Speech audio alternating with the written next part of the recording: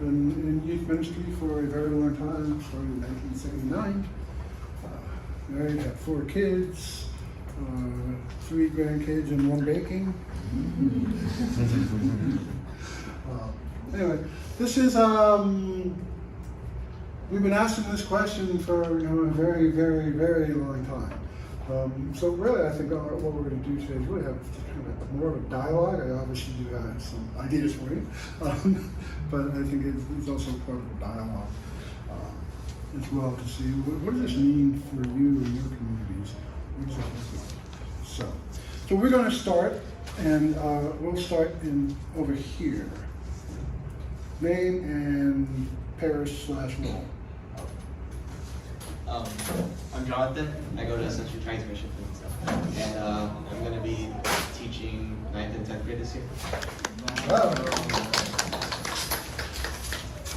Hi, I'm Francisco. I also teach at Ascension Chinese Mission. I'm teaching 11th grade. I didn't want to make you go first again, so you'll I'm Dee. I go to St. Elizabeth Institute, and I'm the retreat mission coordinator. I'm Sister Josetta Therese. I will be teaching at Our Lady of Lourdes, Confirmation 2. So I get on my soapbox now? There's no such thing as confirmation. It doesn't exist. It's not in our policies. It's a misnomer. We'll go from there. Cecilia. I'm Cecilia. I'm assistant coordinator at St. Andrew Kim for youth. And she's going to do wonders with all the knowledge of her last session. My name is Hong Mai from Vietnamese Mortars in Houston. I'm actually a teacher's assistant for 10th grader, possibly some 11th grader. Hi, I'm Sister Mary Dolores Angela, and I'm also teaching confirmation at Vietnamese Martyrs Parish, and Hong Mai is actually my TA. Hi, my name is Sister Rose Martin. I'm going to be teaching at Vietnamese Martyr Church as well, confirmation. My name is Paul. I'm from Vietnamese Martyrs, and I'm going to be teaching 12th, 11th, that group. Excellent. So you know that you finished that term in about 25 years. I don't. Well, guess what? This is how volunteering works. Steve. Steve Van from St. Elizabeth and Seton. I am a confirmation teacher and the band, adult worship band member. Adults. Yes. Over here, our land lab, and we'll be teaching 8th grade. Hey, my name is Kenneth, and I'm a teacher assistant at Our Lady of Labac. I'm Brandon Ben. I'm gonna teach confirmation 2.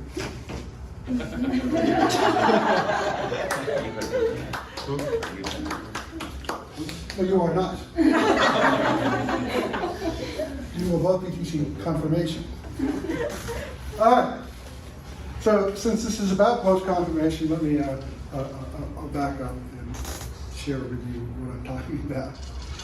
So the policy of the Archdiocese is that in order to be confirmed, you have to be involved in faith formation for at least 1 year prior to that. That has nothing to do with confirmation. That is, you have to be involved in faith formation. The next year is confirmation preparation. There's only 1 year of confirmation preparation.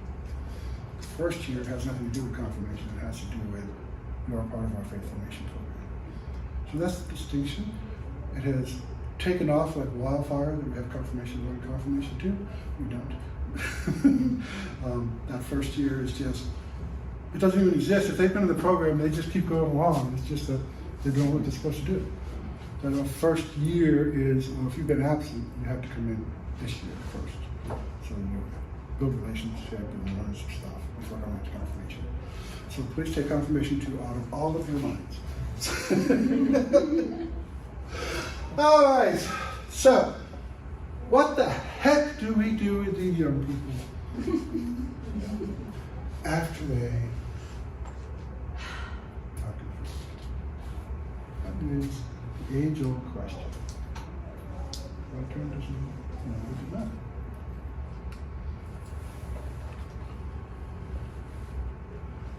So in order to answer that question, we have to answer this question. Why? What are your expectations? Why should they be involved post-confirmation? Do we require every adult in the parish to be involved?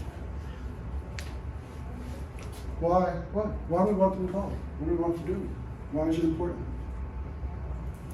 That wasn't the question you were waiting for, was it? Why do we care?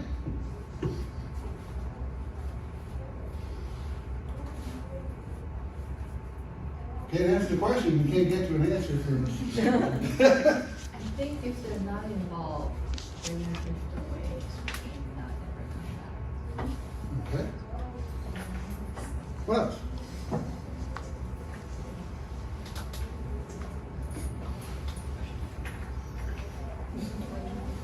Sucker them in while they're still young. Sucker them in. There we go. All right.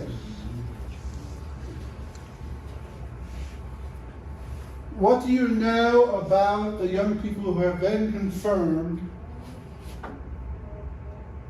to suggest they need more of the same?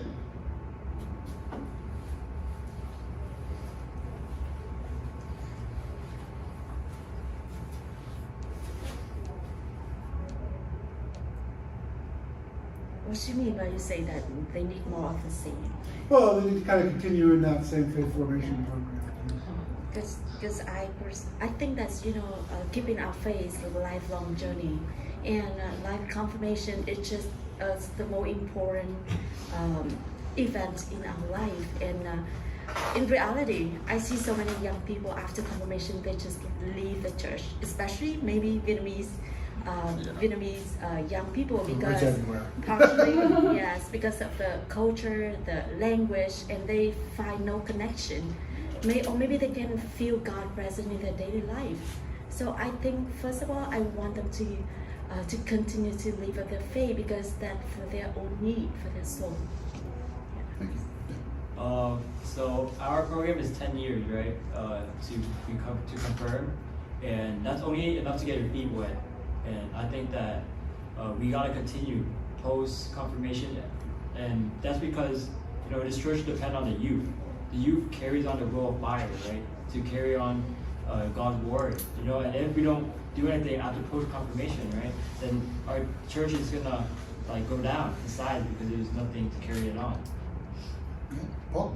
I think a good reason to practice your faith after confirmation is the Bible has a lot of good virtues that hold you to a high standard. So kindness, being forgiven, modesty, and the other 9. I think everyone, should choose to be kept in a good light instead of opting for something else. So, yeah. So just to add on, I think we spent 10 years being fed the educational sources, but we don't have the opportunity to apply what we've learned. And so that's what we actually push that on our side. It's like, hey, you've learned this, you've confirmed, but what would you do with it now? So it's not we do definitely preach that it's not a graduation, it's the start of your mission. So you go out, you evangelize, you spread the good news through the gospel, and you participate in active faith formation life, which is Mass and all the sacramentals, receiving confession. It's that whole cycle, right? So as long as you're constantly in that cycle, then when somebody like me will fall away, then you have one of our friends that kind of one nudge us to come back. Because even after COVID, I know myself, I fell off, right? Mm-hmm. And I stopped going to Mass too. And I was very upset especially during the political turnouts within our church. And it made me even more mad to not go to church. And so that's kind of where, you know, me coming back, I got dragged in by a friend, and you make all those friends and connections in confirmation. You have those really deep experiences in retreats. And so usually it's like a community that, it goes with the saying, it takes a village. And so. Thank you. Did you have something? No. Thank you. I do believe we need to be doing something, but unless we can answer that question, say, well, is it just because that's what we always do?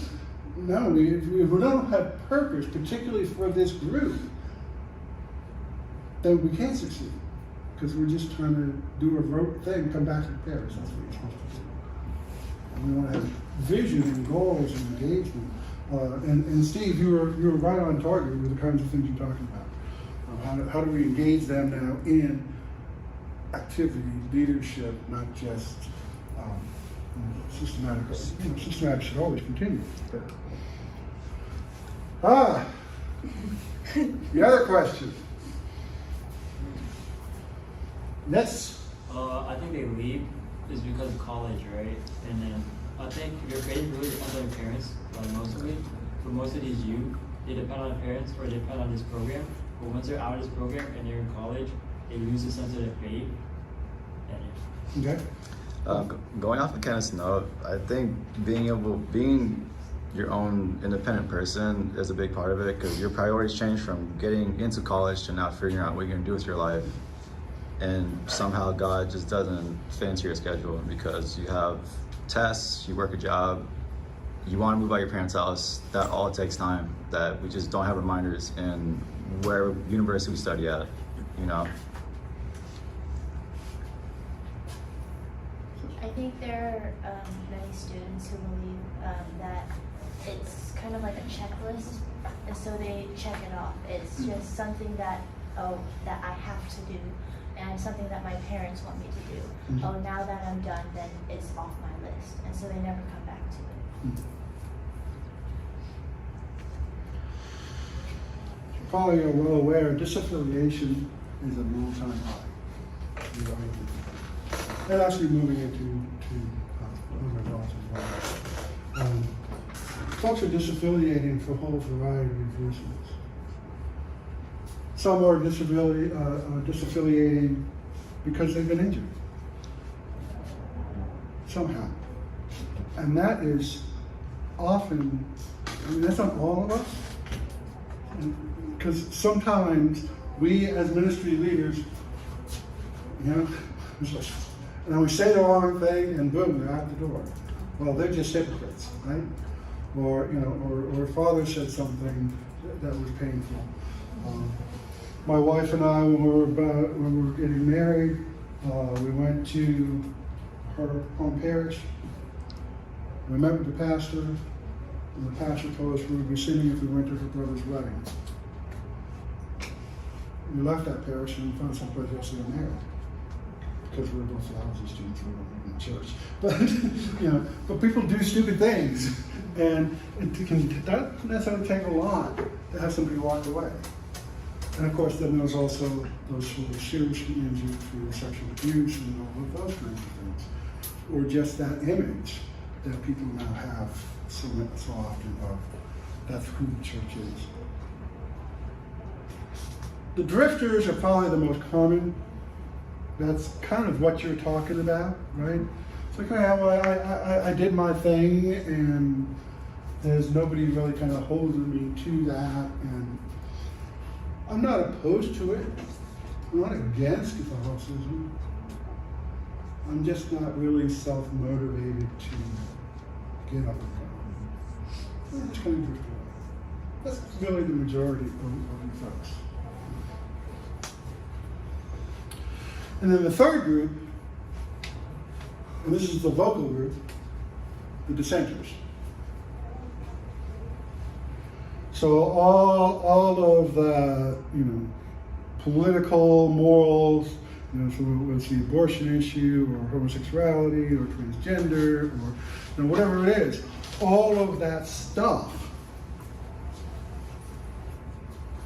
folks are just walking away because they dissent and they think the church hates people. That's unfortunately, sometimes that's they really do feel that coming out of the church. So those are kind of the three groups. So those who are in church, those who just kind of drift off, and then those who are, I don't buy what you're selling. Right? Now, interestingly enough, a large group of people don't buy what we're selling in the Eucharist, which is why we're having the Eucharistic revival, because the numbers are significantly dropping in those who believe in the real presence of Christ in the Eucharist.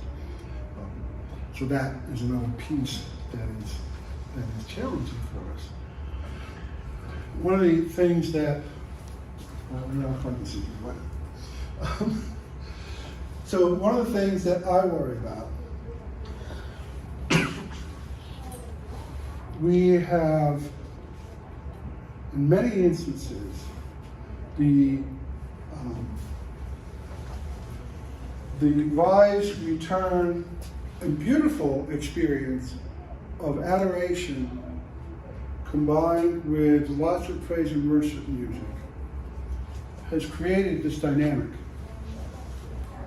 Young people would rather go to adoration than to receive the Eucharist because it feels good. We're doing something wrong there.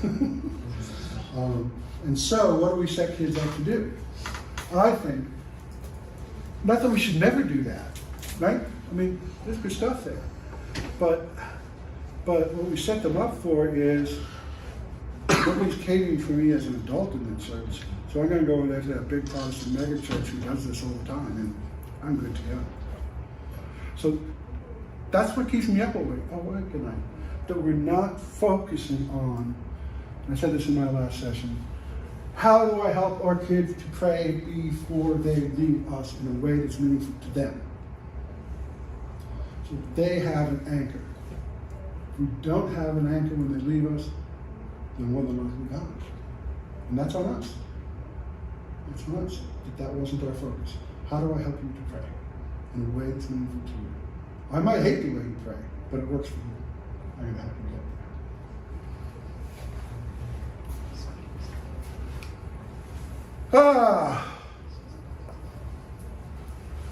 Well, folks, the answer to this question lies in their life.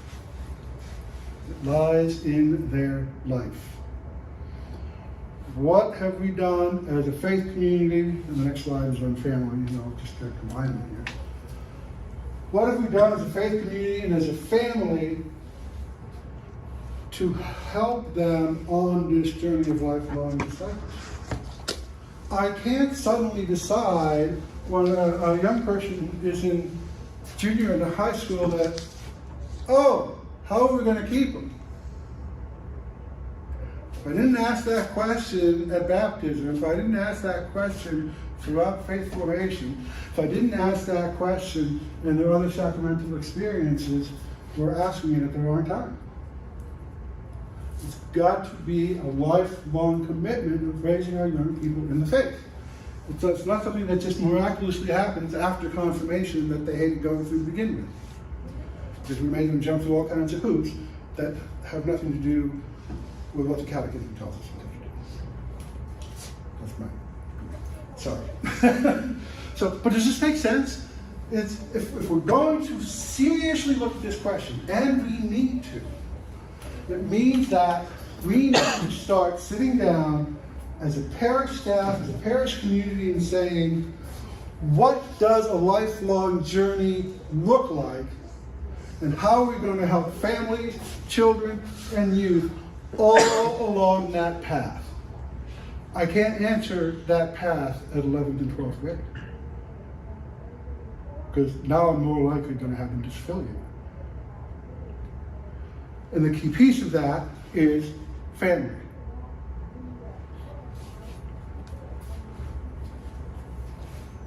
Studies repeatedly show that bar none, young people who become lifelong disciples have families, parents who live their faith out loud.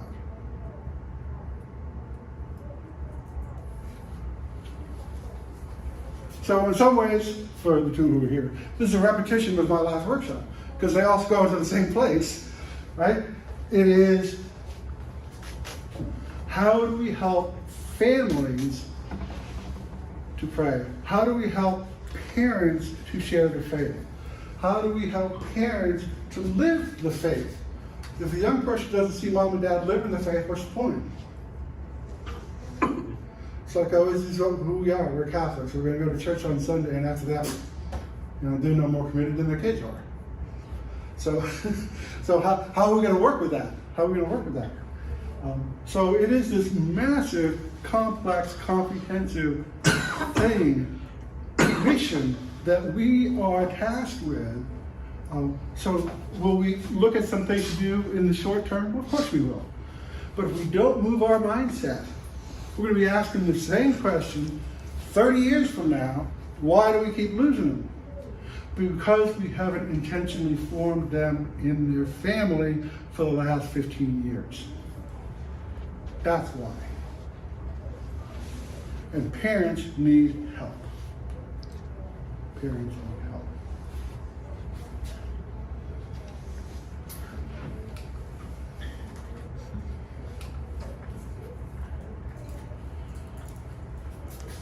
Now, a couple of practical things. So, as they move on, and again, Steve, you were alluding to this, how do we give them new things? How do we engage them in living the faith, not just showing up week after week to hear about the faith in ways that are new and different and provide leadership opportunities that says, you have something to share in your life in Christ. Yes? We gotta have more like youth ministry, right? So when we're talking about opportunities, right? There's youth ministry, there's young adult ministry, and also my church has the teacher assistant program. Mm-hmm. And these are the opportunities to help them come back after like confirmation, because you gotta give them a purpose. If you don't have anything to provide for them, they're just gonna leave. But if you got like programs for them to come back, then that creates opportunities for them to learn more about God. Mm-hmm. Finding ways to say, we value you, we value your relationship with Christ, and we value you as an active member of our community. And that can be hard. Because that means territories get invaded, right? It's like parish council freaks out, and I can't have that kid on the altar, or I can't, it's like, oh my God. My home parish at one point, please God help me. So I do what I do, right? So this is what I was doing, and this was in Dayton, Ohio. And they were having a worship commission meeting at my parish that I'm not on, but I got a phone call, you need to show up for this. Where in Cincinnati you can be an extraordinary minister of the Eucharist after confirmation. In Cincinnati, as much of the country, that's in 8th grade. So high school is all extraordinary ministers. So the conversation at this worship meeting was to ban adolescents from being extraordinary ministers.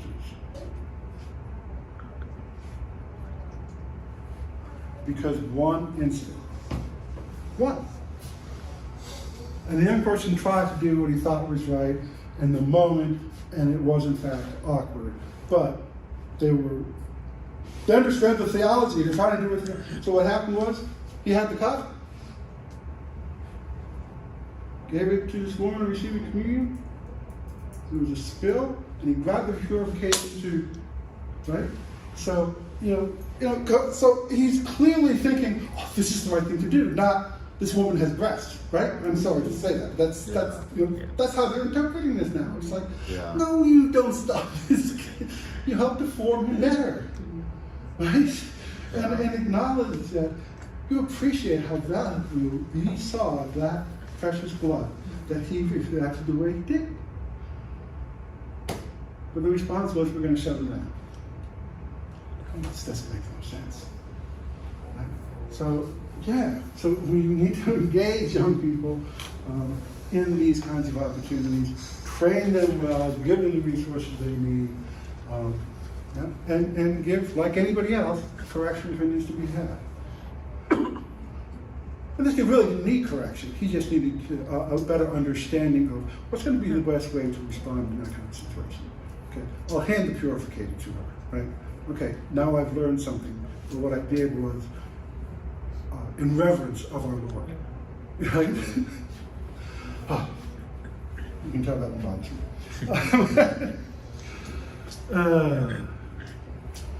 What other kind of leadership opportunities do you see in your own parishes?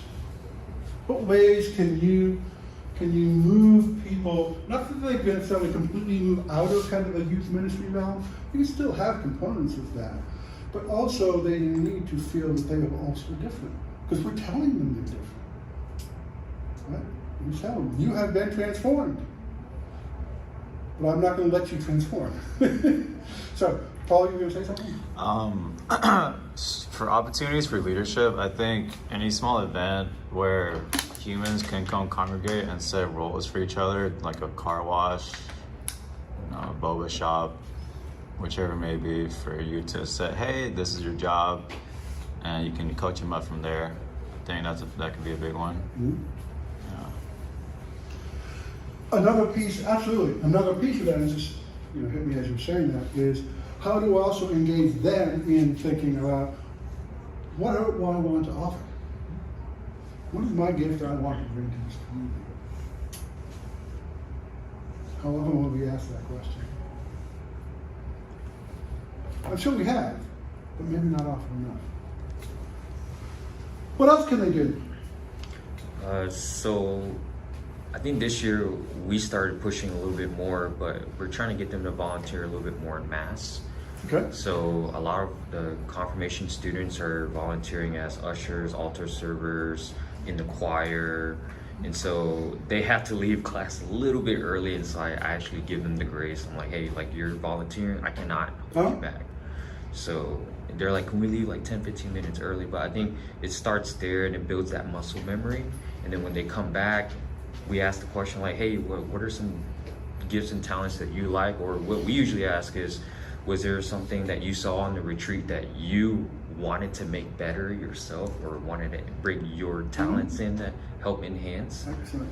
So I think also it's giving them their opportunity, forcing us to also treat them as adults. So one thing that we're re-implementing this year is that our confirmation students, I think once or twice a month during Mass, they sit with First Holy Communion, or Holy First Communion students, so it's like they have like a buddy system, so it's like they know like, hey, this is literally your opportunity to be a leader, because these kids are going to mimic what you do.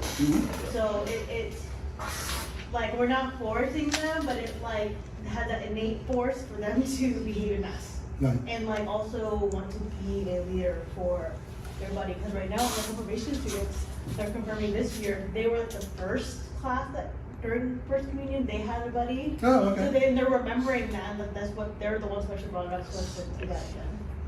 So, it's giving them the opportunity to make an impact.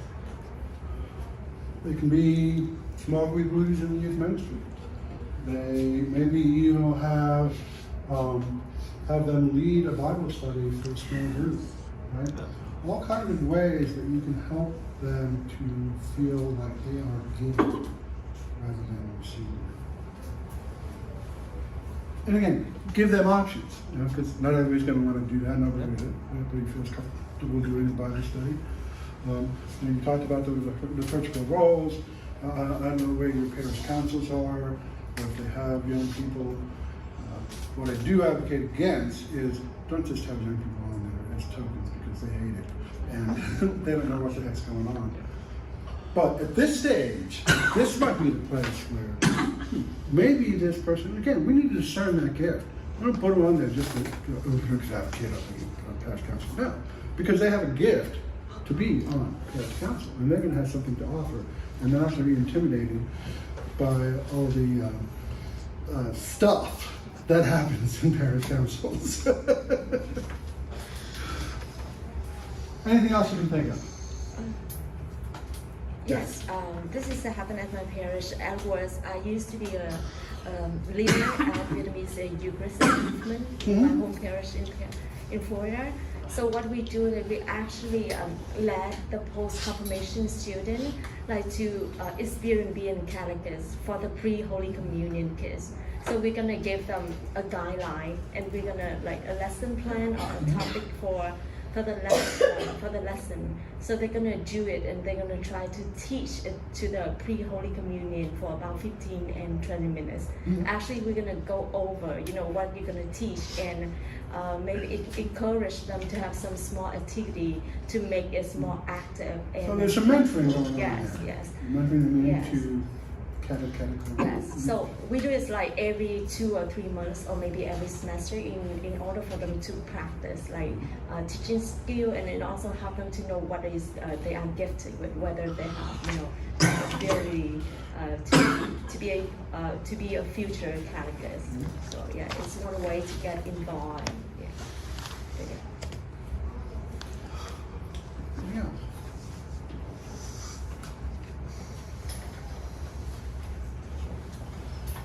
So I think really this is key at this point. And again, it's part or connected with that whole leadership piece. But how do we move them into a place where they're being discipled differently? We talked about they can lead Bible studies for kids, or they can mentor young people. But how do we accompany and mentor and disciple 11th and 12th graders?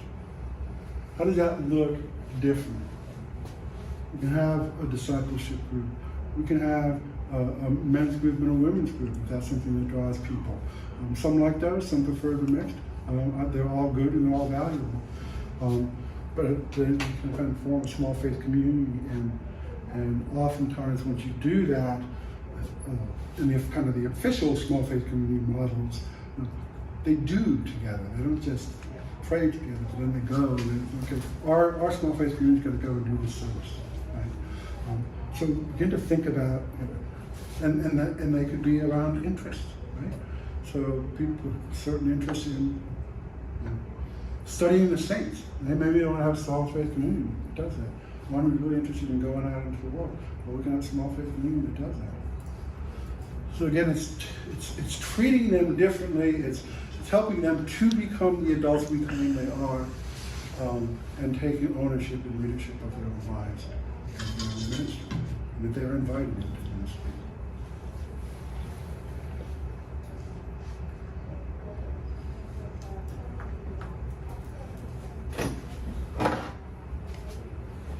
Any other thoughts, things that you're doing in your parishes? Yes. I do have a question though, because I have students who are very laid back. They just sit there and just like to finish up the school program. Doesn't want to get involved in anything. So, do you have any cash solutions about that? So, the answer to that lies in them. The question is, why do they feel that? Do they feel that way because of all that stuff I was talking about earlier? They've just been kind of pushed along, and they haven't had any ownership for their faith or any ownership for their learning. Or they just forced to be there by mom and dad, all kinds. So yes, I'm not at all suggesting that this is suddenly every one of your kids is going to kind of come back. But maybe if 2 more do, that's a step ahead, right? Yes. I wanted to add to that, especially for the students that feel so laid back they don't want to be in spotlight, to be lectors or ushers, they don't feel comfortable doing that. I found that in the past at my old parish, seeing those students and trying to encourage them to participate by either finding jobs that are behind the scenes. So like as a tech person, or as like a barbecue, doing the prep work for the food in the back. That's a way that they can serve and be disciples without being in the front. Finding a position for them in the community. Right. Recognizing that we have different personalities, kind of different gifts. Some people hate doing things in public, and there are ways that we can serve that are not so visible.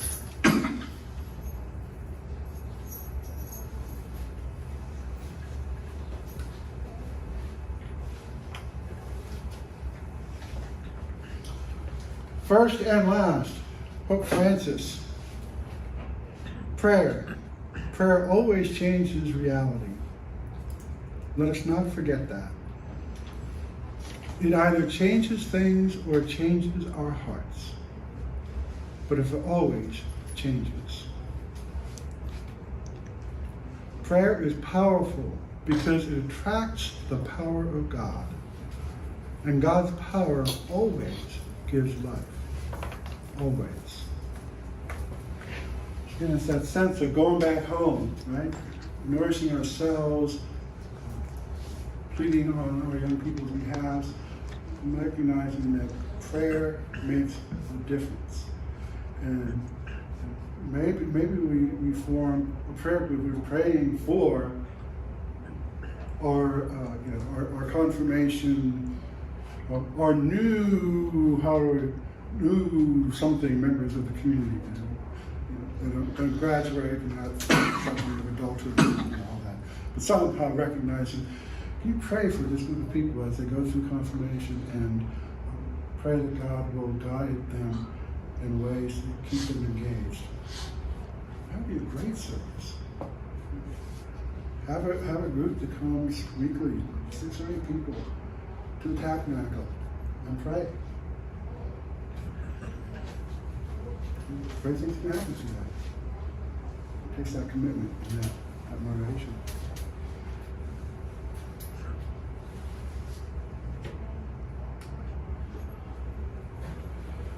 All right, so what's next? What are you hearing? What do you think you can do? Please sign in. What are your next steps? Okay, we sat here, we had a little chat, we know this is really hard work. What are you going to walk away from here with? What are you going to do tomorrow to try to address young people who are leaving the church after confirmation?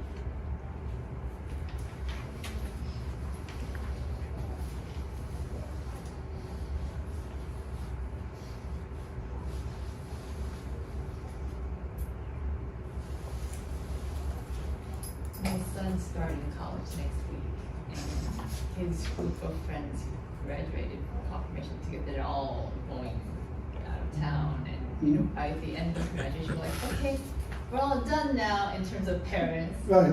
So we're like, have a nice life. Although we'll see each other at church, maybe I should reach out to them and form a prayer group among parents and That would be really cool. let the kids know.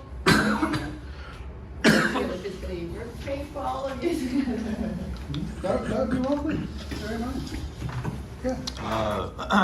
I think one way you can maintain faith through young people who are going off their own ways is listing the benefits of what prayer does for you. So in college, you're going to be presented with immense workloads, and sometimes everybody gets stressed, and through prayer and just knowing what you have at the end of the day will keep in mind what's really important. Not getting the good grades, but focusing on why you're here in the first place and just keeping a level head.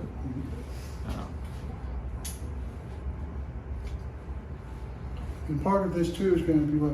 Ask them. Ask them. I'll do your best.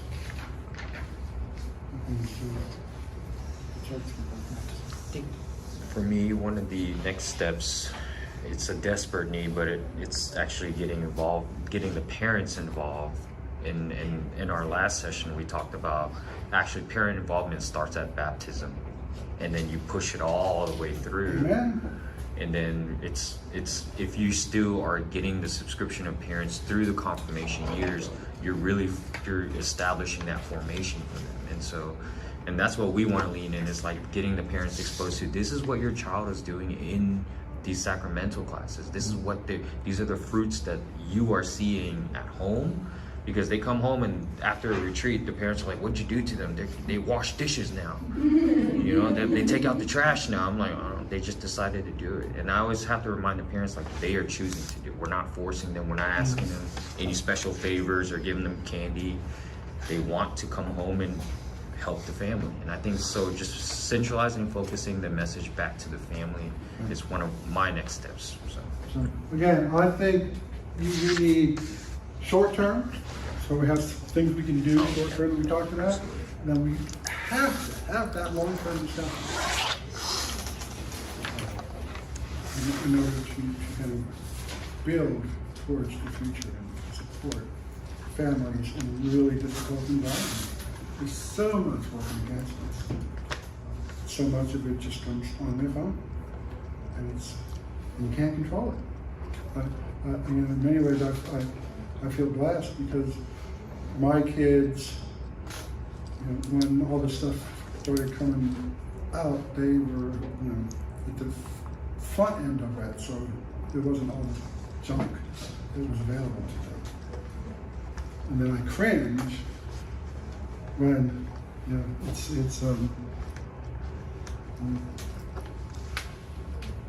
it's tough having adult children because they do things and you just cringe. So my eldest, her daughter turned 7, and her birthday present was an iPhone. My baby. Different world, different parenting. Paul, you were going to say something? I was gonna ask, what about your kids adulting made you cringe? Oh, there's things like that Yeah. when they say, they and every one of us will go through it who have kids. When values veer, right? In some places. But I have great kids. And 3.5 great grandkids.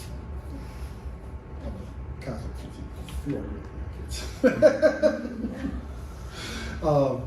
So yeah, that one in particular was like, because both my wife and I worked with adolescents and we know all way too much stuff about this. It's like, Just out of curiosity, how early are kids getting just like in general?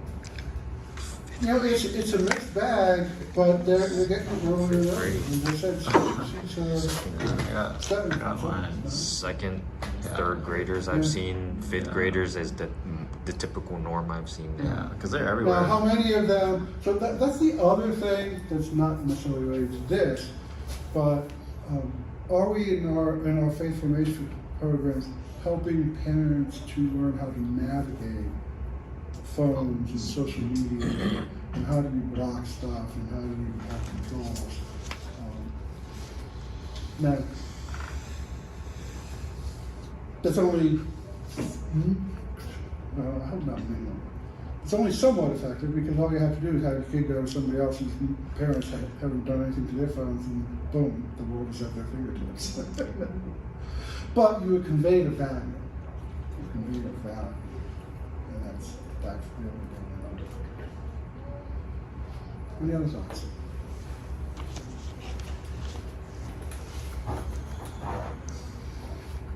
All right, this is my favorite slide. Anything else? Any questions? Things you wanted to hear that you didn't? Things you want to challenge me on? That's fine too. I don't have all the answers. What do you think? Questions? Yes. I just have some thoughts. A lot of you guys share good points and stuff. Basically, you heard this phrase, if you have work but no faith, you're dead. If you have faith but no work, you're dead, right? So a lot of things that we always try to pitch in information to where, how can we motivate and keep the kids connected? I think one of the questions for the next steps is to question yourself. Since you're teaching confirmations and these young students will be leaving to enter the big world, one of the things you need to ask yourself, are you willing to be their counselor, right? Someone that can stay connected, because when they have a role model or someone that they can run into to where you can basically inform them more things. So for example, the kids leave the confirmations, but you have to teach them, to ground them. Hey, some of you will be calling to do this. Give them the reality, right? not all you guys are gonna graduate and become bold, right? It's just impossible. There's no perfection in it, right? So you want to give them example, explore, to tell them what the world is, and give them that option to have the time to reflect and think who they want to be once they finish confirmation. So one of the things is that you have to open yourself up and try to be their counsel. I'm not trying to say like you have every answer for them, but some be a person where they can actually run back to you. That's how you build relationship, and that's how you keep the kids connected. Because if they graduate confirmation, they have no one to run to. They're dead. I mean, like, where they're gonna go?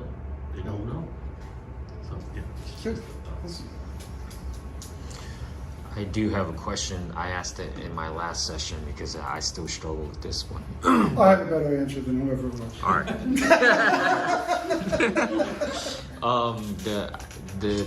So going back to like parent involvement, it's at least in our community, it's like half the parents are like, it's either mom or dad involved.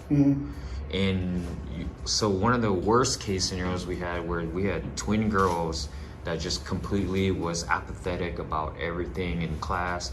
They wanted to be there, but just never showed it. And then the biggest hurdle for them was because the dad was completely non-religious, but he was also the caretaker as far as driving them to church school and CCE.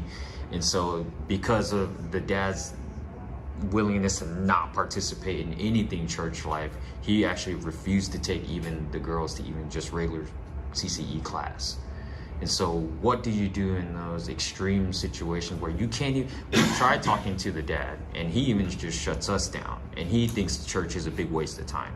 So what do you say, what do you do in those situations? Exorcism? I've considered reaching out to Cardinal. It's a better answer, I'm sure. Yeah, those are really challenging things because those family dynamics exist, and this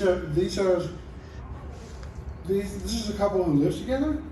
They're not divorced. Yeah, they live. Wow, it seems like they're spiritually divorced, but they're physically that's together. Fascinating. So why doesn't mom take them? She's working 7 days a week. She's the breadwinner. So kids are motivated, dad's not motivated, dad won't listen to you. The avenue I would explore was who does mom know that they're friends with that can connect and work with their kids and think back and forth. It's got to be somebody. Yeah. Okay. And that way they kind of get the thing. If I was to put myself in the shoes of the mom, if I can't do that just because I'm physically not there, but I want the kids to have faith. The kids are like, okay, if the right's there, I'll go, then I'll make it happen. Like through the ways I will make sure somebody, from church or a neighbor, they'll be like, oh yeah, I'm gonna make this happen. But if mom is not really, Right. then And then we got nothing. Yeah. Except you try to nurture that relationship with mom. The other thing you can do is if she is interested in saying we're going to that, you can also help her to form her kids if they can't get there. Yeah. Just give them some basic tools to talk about faith with their kids when dad's at work. Anything else? All right, thank you all. I think. Oh, we have a question. Yeah. Oh yeah. So our parish is not like your typical neighborhood parish. It's like we consider a mission church for the Chinese people. One thing, we definitely struggle with keeping people in, but I'd say one of our bigger challenges with that is how distant everyone is physically. So we have people from like Cy-Fair, Fort Bend, A-Leaf, Houston ISD. We have people from all around Houston, and it's just like we try to foster this sense of like home in our parish, so that they're encouraged to come back.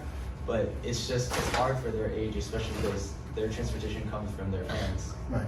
And if their parents can't make a 30-40 minute drive, it's just a lot. I don't know if you have any other ideas on how to tackle this. So we have a number of parishes like that. Mary's Purification, they're like that. Joseph Downtown, they're like that. They're just pulling from everywhere. I would say connect with these folks and see what's working for them. But generally, what the avenue they go down is try to do like everything on campus in one day as much as possible, so that you're avoiding that, getting people back and forth. Which kind of opens up some really cool ideas that, oh, now they are captive for any time. So, because they don't want to come back and forth. So that's what I was looking at, is how do we compact that schedule? But then continue to resource them through social media or Slack, ways to make sure they do you're thinking about them. And it's not just educating somebody on Wednesday or whatever. All right, you can escape down. Thank you. Thank you so much.